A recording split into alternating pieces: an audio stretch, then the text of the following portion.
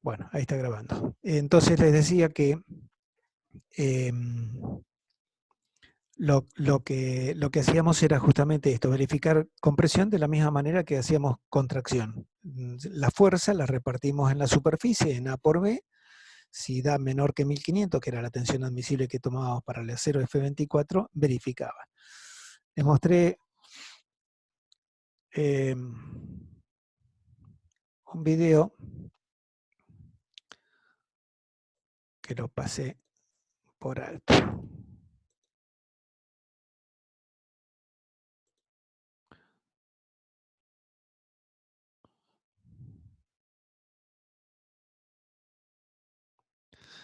Había otro antes, me parece. A ver.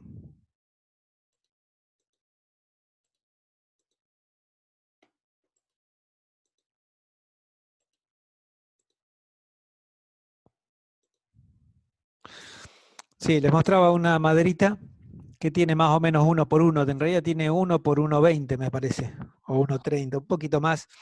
Y decíamos que la fuerza que teníamos que hacer para romper esta madera era bastante grande. Sacamos una cuenta de alrededor de 200 kilos que teníamos que hacer para romperla. Así que lo que hacía yo era, la ponía en el suelo y fui a buscar unos pesos ahí como para poder darle carga y ver si lograba romperlo. Le puse un perfil IPN bastante grandote arriba. La verdad que no sabía de mis actitudes de actor. Le puse los 80 kilos yo arriba y parecía que se había roto, pero en realidad no hago la fuerza necesaria para romperlo. Tendría que poner por lo menos 200 kilos. Y les ponía en el otro video, a ver si sale el otro video.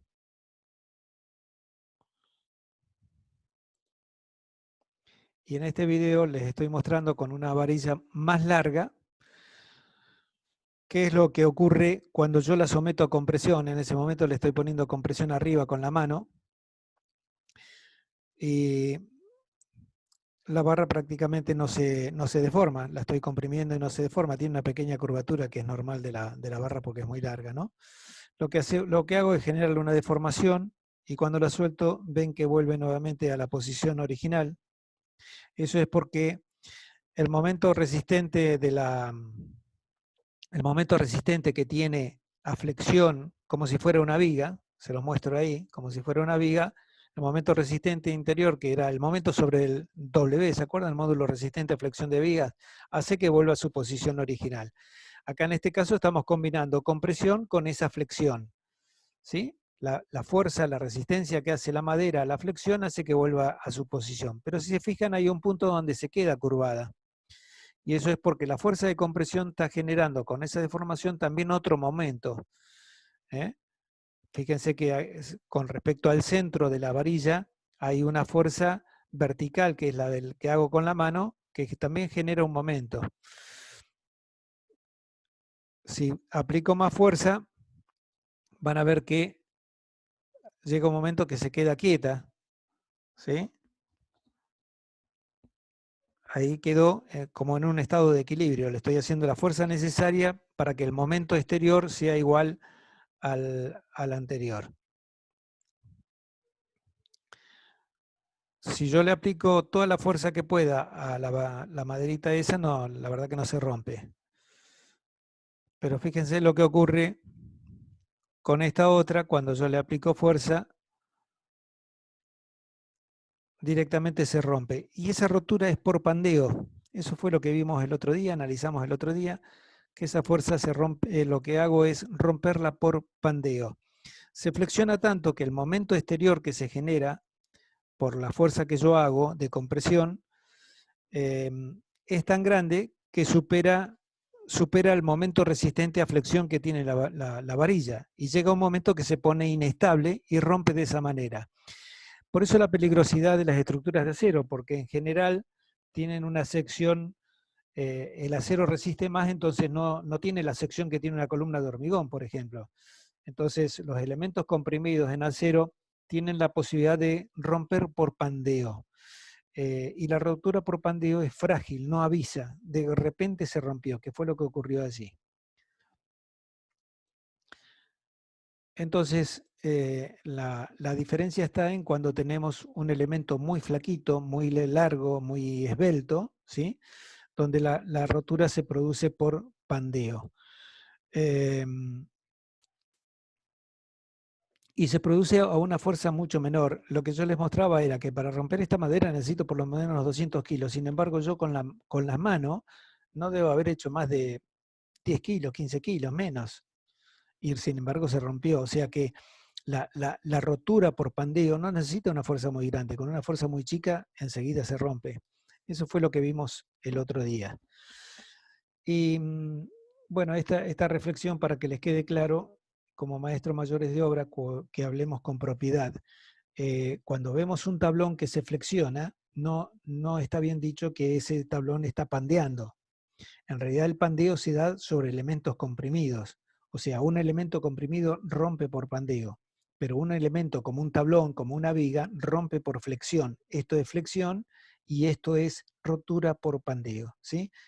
No está bien dicho que es lo muy común escucharlo en obra. Mira el tablón eso como está pandeando. O la viga esa está pandeando. No, las vigas, los tablones como vigas están flexionando. Cuando hay pandeo es en compresión, nada más, ¿sí? Era para que no caigan en ese error. Lo que vimos era esto que yo les decía, o sea, cuando nosotros flexionamos una viga hay un momento que se genera interno, que trata de volver la viga a su posición original, siempre dentro de la teoría de la elasticidad, ¿no? Siempre que se cumpla esta linealidad, que es la ley de Hooke que vimos en el diagrama de tensiones deformaciones. A ver si lo puedo dibujar. No, dejé de compartir la pantalla.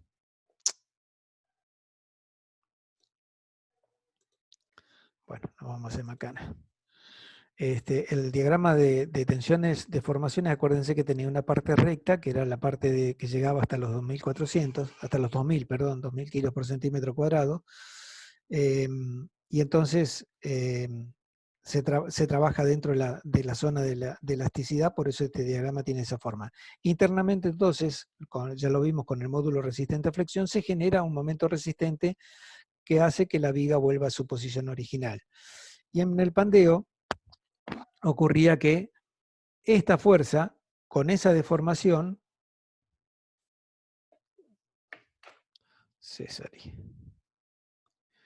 esa fuerza con esa deformación, lo que hace es generar un momento exterior. Ese momento exterior se trata de equilibrar con el momento interior que genera por flexión. Entonces puede ocurrir que si el momento es más grande, vuelve a su posición original. Eso fue lo que vimos. Si el momento interior que genera por flexión es más grande que el que se genera por la fuerza de compresión, entonces está en una posición estable, que era la que veíamos que quedaba, perdón, en una posición en la que vuelve otra vez a su posición original, ¿sí? En cambio, si es igual, quedaba curvado, no se movía ni para un lado ni para el otro, ¿sí? Y después vimos que si ese momento es superado, o sea, el momento que genera la fuerza exterior es superado, ocurre lo que vimos, el pandeo. Como va aumentando, este momento va aumentando cada vez más, termina rompiéndose. El que trabajó con esto fue el amigo Euler, como quieran decirlo. Vimos un poco, comentamos de su vida, y lo que hizo fue experimentar con elementos sometidos a compresión, que era lo que pasaba. Vimos esto que es, si yo grafico la fuerza acá que hago para romper un elemento comprimido, en esta zona de acá, ¿sí? Para estas fuerzas y estas longitudes de la viga, lo que yo noto es que no hay pandeo, sería esta zona de acá, ¿sí? Donde retiro la deformación esa que se genera y vuelve a su posición original. O sea, el momento interior de flexión es más grande que el que genera la fuerza P. Para esa longitud yo tengo este diagrama de fuerzas. Llega un momento en que llega un momento en que se mantiene en equilibrio, sería este punto de acá. A partir de ese punto, todas estas longitudes con estas fuerzas ya hay pandeo. Fíjense que el valor de la fuerza va bajando, porque en la medida que yo hago más esbelta la pieza, se rompe con más facilidad. Con muy poquita fuerza ya la estoy rompiendo. En esa zona es donde hay pandeo.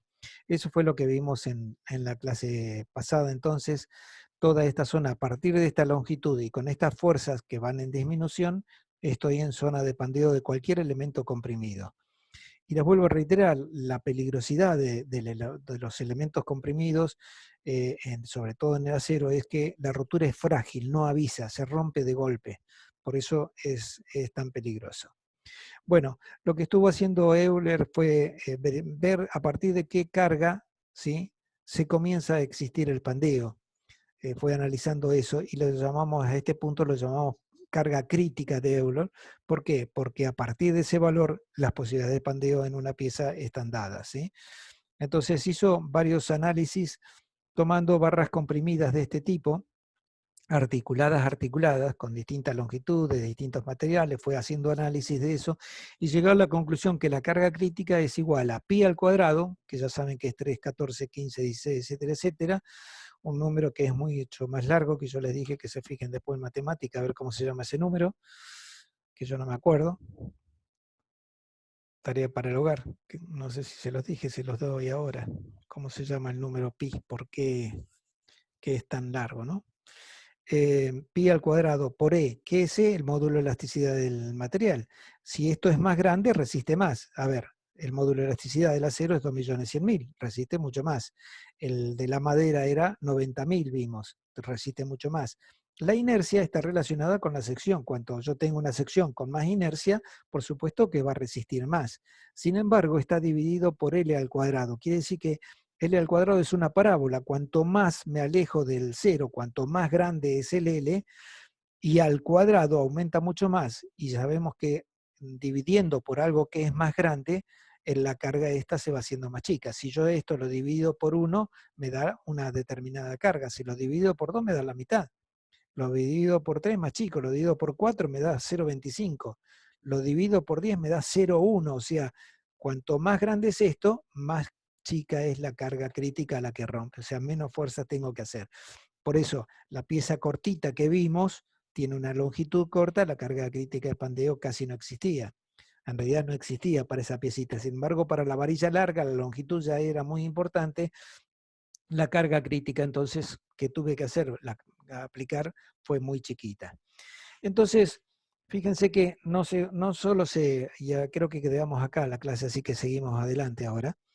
No solo analizó qué pasaba para articulado, también analizó qué es lo que pasa para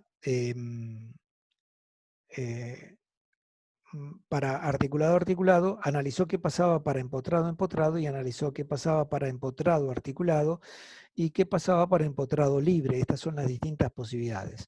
Entonces, ya vimos que para la carga, para un articulado,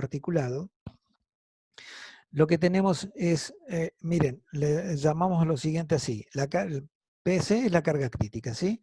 La longitud de la pieza, el módulo de elasticidad, la inercia, eso lo podemos conocer, y llamó SK, que lo llamamos longitud de pandeo. La longitud de pandeo SK, en este caso es desde este punto hasta este punto, o sea, es el largo que tiene la pieza. Y él lo que hizo fue decir, bueno, SK es igual a beta por L. SK es igual a beta por L. En este caso, beta vale 1. Por eso SK es igual a la longitud. De esa manera puedo describir que la carga crítica a la que rompe esta pieza es pi al cuadrado por E por I dividido SK al cuadrado, porque beta vale 1. ¿Sí? Al valer beta 1, SK es igual a la longitud al cuadrado, decíamos L al cuadrado, bueno, entonces directamente SK al cuadrado. Fíjense lo que descubrió acá. Vamos a pasar a este. Creo que era ese. Sí. Vamos a pasar a este. Lo que descubrió es que SK es mucho más chico en este caso. Es como si desde este punto a este punto fuera articulado. Entonces hizo la relación y vio que SK es igual a la raíz de L al cuadrado dividido 2. Con lo cual es L, si yo aplico la raíz, es L, el L al cuadrado. Con la raíz se queda en L y el 2 queda en raíz de 2. Esto matemáticamente es así. L dividido raíz de 2 es, raíz de 2 es 0,7. ¿Sí? Entonces, la proporcionalidad que logró descubrir es que el beta vale 0,7, o sea, lo que estoy haciendo es que la longitud de pandeo es beta por L, beta vale 0,7, que es esta cuenta que hicimos acá.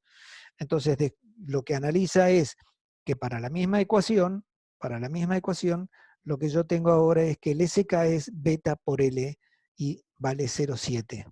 ¿Sí? En este otro caso, lo que descubrió es, porque en realidad es como se tiene en cuenta cómo se deforma la pieza de acuerdo a cómo está en sus vínculos. Como acá está empotrado, acá no permite el giro, acá sí lo permitía el giro, ven que enseguida gira la barra. En cambio aquí no puede girar, por eso sale recto y recién empieza a girar acá. Entonces la relación que existe como si fuera articulado articulado sería esta longitud de pandeo. En cambio acá en esto que es empotrado empotrado, tampoco puede girar acá y tampoco puede girar acá. Entonces se da este tipo de deformación donde más o menos pareciera que fuera un articulado articulado en esta posición. Entonces dice, bueno, esto es SK, esta es la longitud de pandeo. Y al relacionarla, le queda que es la raíz cuadrada de L al cuadrado sobre 4. Al aplicar la raíz me queda el L cuadrado con raíz, me queda L, y el 4, raíz cuadrada, me queda 2. Con lo cual es 1 dividido 2 es 0,5. Lo que hace es decir que el beta vale 0,5, que la longitud de pandeo es 0,5 de L, el beta vale 0,5. ¿Sí? Y vuelve a aplicar la misma ecuación. Pi al cuadrado por E por I sobre SK al cuadrado. Lo único que calculamos es el SK como 0,5 de la longitud. Entonces ya tenemos que el beta para articulado articulado es 1, el beta para articulado empotrado es 0,7, el beta para empotrado es 0,5, son los valores que nos permiten relacionar y calcular la longitud de la carga de pandeo de acuerdo a estos 4 casos generales que hizo el amigo este haciendo investigaciones.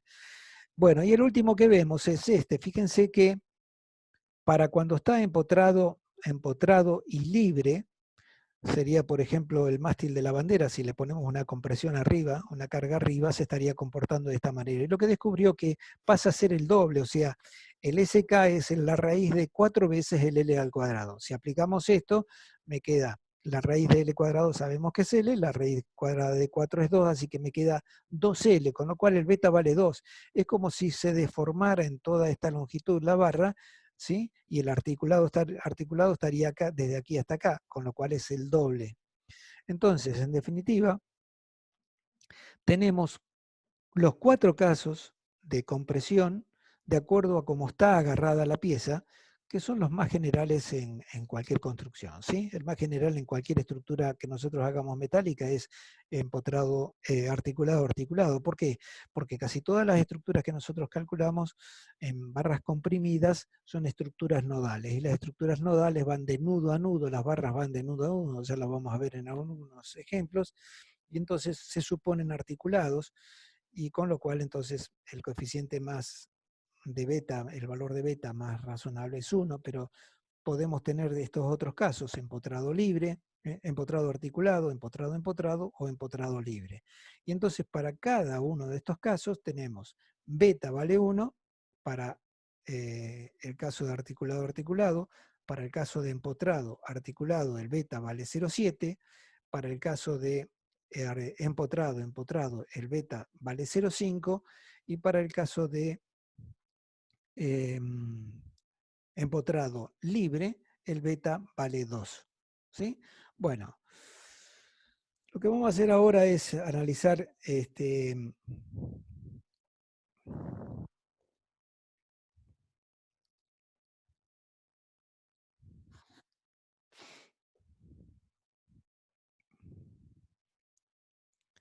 vamos a analizar ahora lo que sería la tensión, ¿no? Si sabemos que la tensión es fuerza sobre superficie.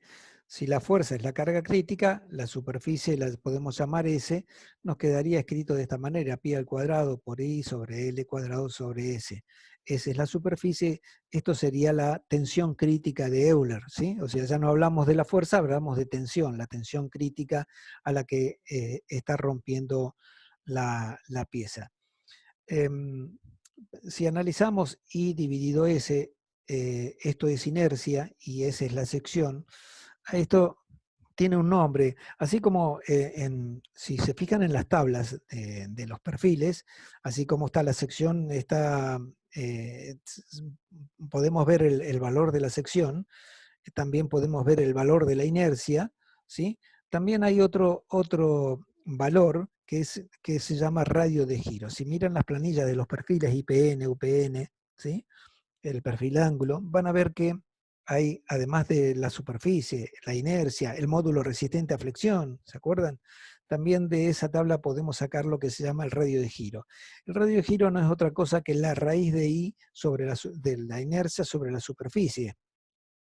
Este valor está tabulado para cada una de esos perfiles, pero si tuviéramos una sección especial nosotros podríamos calcularlo, porque el radio de giro se puede calcular directamente como la raíz de la inercia dividido la superficie. Bueno, si yo lo analizo así y quiero sacar cuánto vale este I dividido S, puedo decir que es RI al cuadrado, ¿sí?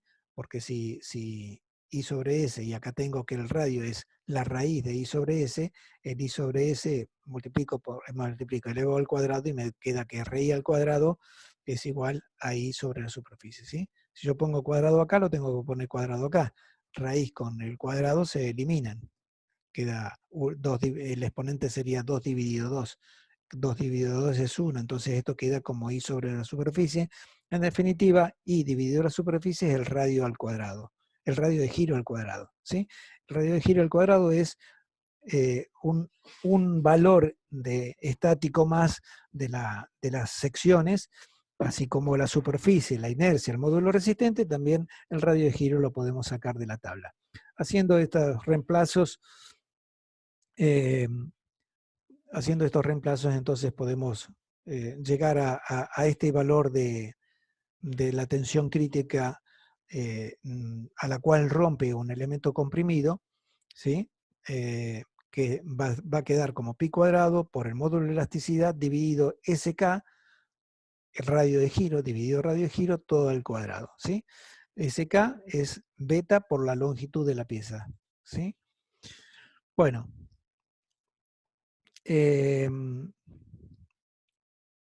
aquí aparece otro valor que lo vamos a llamar lambda. Otra letra griega puse porque son letras que por ahí capaz que no recuerdan, pero en algún momento en dibujo las tendrían que haber dibujado, se me ocurre a mí. Bueno, otra letra griega, así como es epsilon, beta, alfa, aparece esta otra que tiene esta formita, que es lambda. Lambda lo llamamos la esbeltez de la pieza y es la relación que existe entre la longitud de pandeo y el radio de giro.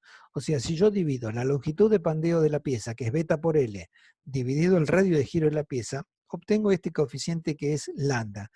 ¿Qué es lambda? Lambda me da idea, lambda, si se corta seguimos porque es muy poquito después lo que nos queda. Lambda me da idea de cómo es de flaca la pieza, de cómo es de esbelta. Y acuérdense que cuanto más esbelta es una pieza, más posibilidad de pandeo tiene. Entonces, lambda me permite saber cómo es de esbelta esa pieza y ya me da una idea de lo peligrosa que es esa barra comprimida, sea una columna, sea una barra, sea lo que sea, comprimido. El beta me da una idea de cuánta posibilidad tiene de pandeo o no. Bueno, en definitiva, ¿qué es lambda? Lambda es la longitud de pandeo dividido el radio de giro. ¿Qué es la longitud de pandeo? Es beta por L. O sea que lambda es beta por L dividido el radio de giro. Nada del otro mundo dice acá, simplemente fue reemplazar. Entonces, hay un valor de lambda que es límite, que es 120.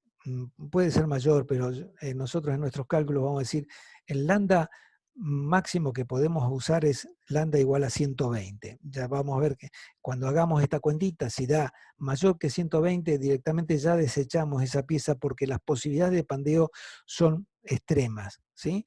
La norma en algunos casos permite más, pero nosotros acá en nuestra clase, en nuestra materia, y como seguridad, lambda no puede ser mayor que 120, ¿sí? Si tenemos una pieza que tiene una esbeltez mayor a 120, estamos diciendo que es una pieza que tiene muchas posibilidades de pandeo, ¿sí? Entonces, existe así como decíamos, este punto es el crítico a partir del cual existe pandeo, existe un valor de lambda a partir del cual hay pandeo, ¿sí? No es este que yo le estoy diciendo 120, 120 estaría por acá, pero existe un punto a partir del cual ese lambda, a partir de un lambda, valor dado de lambda, existe la posibilidad de pandeo. Entonces, eh, sabemos que la tensión es fuerza sobre superficie. Si estamos hablando de la carga de pandeo, estaríamos hablando de la carga de pandeo dividido esa superficie. Lo que sabemos es que para una tensión dada, ¿sí?, menor a esa tensión no existe pandeo. Cuando esta carga hacemos una fuerza sobre superficie es menor que la carga crítica dividido la superficie, o sea, estamos hablando que la tensión que puedo calcular yo es menor que la tensión de la carga crítica, me estoy diciendo que no va a haber pandeo. Cuando ocurre, es como antes, estoy comparando fuerza, una fuerza a partir de una fuerza ya existe pandeo, bueno, en este caso estoy diciendo a partir de una tensión va a existir pandeo o no. Y está justamente relacionado con esa esbeltez. ¿Qué es lo que ocurre? Mientras esa tensión se mantiene menor que la de pandeo, lo que yo estoy haciendo es calculando una pieza que va a resistir. Entonces la idea es que este valor tiene que ser mayor. Por eso lo que hacemos es multiplicarlo por un coeficiente W, que va a ser mayor que 1. Entonces, ¿cómo verifico yo pandeo? La forma de verificar pandeo es aumentando la carga con ese valor de W. ¿Por qué? Porque quiero estar seguro que va a aguantar.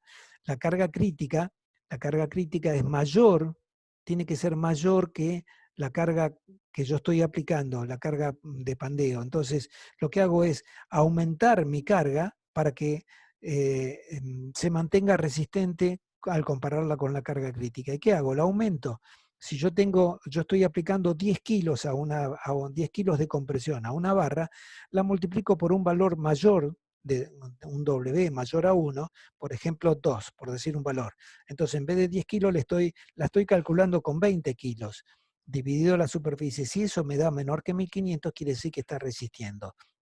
En esto se basa el método de cálculo. Entonces, es decir, en vez de calcular yo olvidémonos de esto, en vez de calcular la fuerza sobre la superficie, decir que es menor que 1500, como hicimos al principio, digo no, lo que voy a hacer es, para verificar que me verifique el pandeo, decir, tomo una fuerza más grande. ¿Con qué la aumento? La aumento con un valor, un coeficiente W, que va a valer mayor que 1. Entonces, en vez de calcular P sobre la superficie, voy a calcular, por ejemplo, 2P por la superficie porque digo el W vale 2. Ahora, ¿en función de qué voy a aumentar este valor, el W mayor que 1? En función de la posibilidad de pandeo. Y justamente eso me lo va a estar dando el lambda. El lambda me va a estar diciendo, bueno, toma un W de pandeo mucho mayor que 1 porque está la posibilidad de pandeo. Entonces, miren, resumiendo, y entonces ya les estoy mostrando cómo es el trabajo de cálculo de pandeo. En principio, lo que estoy analizando es la longitud de la barra, la carga P que va a estar comprimiendo, y estoy viendo en función de cómo está vinculada, lo que tengo que determinar, el primer paso a determinar es qué beta voy a usar. Voy a usar beta igual a 1, beta igual a 0,7, beta igual a 0,5 o beta igual a 2. Con eso calculo la longitud de pandeo. ¿Por qué? Porque conozco el beta, que lo saqué de acá, conozco la longitud de la pieza, que seguramente es un valor que tengo que conocer, qué largo tiene esa pieza, con lo cual puedo calcular la longitud de pandeo. ¿Cuál sería el paso siguiente? Calcular el lambda, la esbeltez de la pieza. Y sabemos que la esbeltez es la longitud de pandeo dividido el radio de giro. La longitud de pandeo la calculé acá. El radio de giro, ¿de dónde lo saco? Bueno, de la tabla, ya ahí defino un perfil. ¿Qué perfil voy a usar? ¿Un IPN 12, un UPN 14 o un perfil ángulo de 2 pulgadas por 3,16? Entonces voy a la tablita y saco, así como sacado la superficie, saco la inercia, puedo sacar el radio de giro. ¿Qué radio de giro voy a usar? Siempre el más chico voy a usar, porque es por donde va a generarse el pandeo. Después vamos a ver por qué. Pero bueno, en definitiva, puedo calcular la esbeltez. La esbeltez tiene que ser menor que 120. Si me da 140 o 125, no me sirve ese perfil. Tengo que tomar un perfil que sea más resistente, más grande, con lo cual el radio de giro va a ser mayor. Al ser mayor, va a disminuirme el lambda y yo tengo que tratar que sea menor que 120. ¿Qué hago con ese lambda? Voy a una tablita que está preparada para el acero de F24, si fuera madera sería otro valor, pero el lambda entonces para el acero que nosotros estamos usando es F24, lo voy a sacar de una tabla. Entonces, en función de ese lambda, yo voy a obtener un valor de W que es mayor que 1. Y eso me va a permitir entonces calcular así de fácil la compresión con pandeo. ¿Por qué? Porque la tensión va a ser igual a ese W que yo calculé de acá por la fuerza de compresión dividido la superficie. Si da menor que 1500 kilos por centímetro cuadrado, está verificado el pandeo. Entonces, fíjense qué fácil que es, siguiendo este procedimiento, calculando el beta, calculando la longitud de pandeo, calculando la esbeltez menor que 120, yo puedo calcular, sacar de una tabla el W de pandeo y multiplicar la fuerza de compresión dividido la superficie menor que 1500, verificó. Ojo, este W es coeficiente de pandeo, no es el módulo resistente a flexión que usábamos para las vigas, ¿no? A ver, para que quede claro. Miren, acá tengo la tabla de los coeficientes, esta tabla la tienen ustedes. Esta es la tabla de los coeficientes W en función de lambda. Por ejemplo, yo calculo un lambda igual a 20, ¿sí? Lambda igual a 20, me da W igual a 1,2. A partir de acá hay pandeo. Si el lambda me da menor que 20, el W vale 1, no hay pandeo. O sea, cuando una pieza, la primera piecita que yo les mostré, seguramente tenía un lambda de 15. Entonces, la esbeltez dividido el radio de giro me daba 15, por decir un valor. Entonces, no hay pandeo, el W vale 1. Pero cuando yo empiezo a tomar una pieza mucho más alta, más esbelta, más larga, empieza a existir un lambda que es mayor que 20. Y entonces, por ejemplo, yo tengo una pieza que me da lambda igual a 70. Entonces, vengo acá y busco dónde está 70. Acá no, acá no, acá no, acá está 70. O 70, pongamos 75. Si lambda me da 75, el coeficiente que voy a usar es 1,7. O sea, estoy multiplicando la fuerza un 70% más. Les daba el ejemplo de lambda de W igual a 2. ¿Dónde está el 2? Acá. O sea, si me hubiese dado un lambda de 92, ¿por qué voy a multiplicar la pieza yo? Por 2. ¿Sí? Por 2. Entonces, 2 por la fuerza dividido la superficie menor que 1500, verificó. Fíjense que tengo lambdas mayores de 120, donde tengo 120. Hay lambdas mayores de 120, llega hasta 139 en la tabla. Pero nosotros vamos a usar como límite esto, o sea, no voy a usar nunca un W mayor que 2,78. ¿Sí? El lambda límite para mí va a ser 120. Bueno, esta es la forma de verificar pandeo. Fíjense que en la misma tablita yo les estaba poniendo en la tabla de los W, les estoy poniendo para recordar cuáles son los...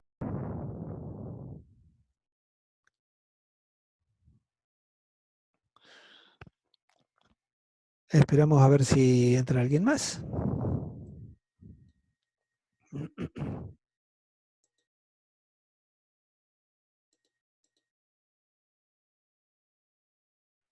Bueno, volvemos otra vez a la tablita entonces. Estoy grabando, creo que sí, estoy grabando. Entonces, en esta les decía, en la tabla además les estoy mostrando los gráficos de articulado o articulado, empotrado o articulado, empotrado, empotrado y empotrado libre. Y les estoy recordando acá entonces con estos grafiquitos el valor de beta. El beta, acuérdense, me permitía calcular la longitud de pandeo. La longitud de pandeo era beta por largo de la pieza. Con beta, perdón, con la longitud de pandeo y el radio de giro, que es un dato de miren, el radio de giro está por acá. Acá está el radio de giro mínimo, ¿sí? Se ve acá en esta tablita de acá abajo. Estoy viendo un perfil C. Está la superficie por acá, ancho, largo, espesor, acá está la superficie, acá está la inercia X, el módulo resistente a flexión, radio de giro según X, acá está la inercia según Y, el W, módulo resistente a flexión según Y, y el radio de giro según Y, y acá me está dando el radio de giro mínimo, que es el que nosotros vamos a tomar. El radio de giro mínimo es el que, al estar dividido, la lambda es la longitud de pandeo dividido el radio de giro, al estar el radio de giro dividiendo, yo estoy buscando la mayor esbeltez, entonces voy a tomar el radio de giro más chico. Bueno, esto era simplemente para mostrarles entonces que el W que yo uso acá es el W de pandeo que lo saco, porque estoy trabajando en compresión, lo saco de esta tablita. En cambio, el W que usábamos en flexión para verificar flexión era un W mucho más grande, si quieren el WX, que es el módulo resistente a flexión. ¿Por qué? Porque la tensión la calculamos como el momento dividido el WX, pero este W no tiene nada que ver con este, ¿sí? No se confundan.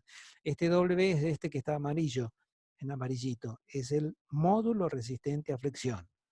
En cambio, este W lo sacamos de esta tabla, que es el coeficiente de pandeo que yo voy a estar usando para aumentar la carga y estar seguro que esa pieza va a aguantar la compresión. No he tenido preguntas, pero por supuesto está abierto el micrófono para ver preguntas. Por ahora nada más. La próxima clase vamos a hacer ejemplos para que ustedes vean cómo se calcula compresión, perdón. Siguiendo estos pasos que yo les mostré, van a ver que es muy fácil.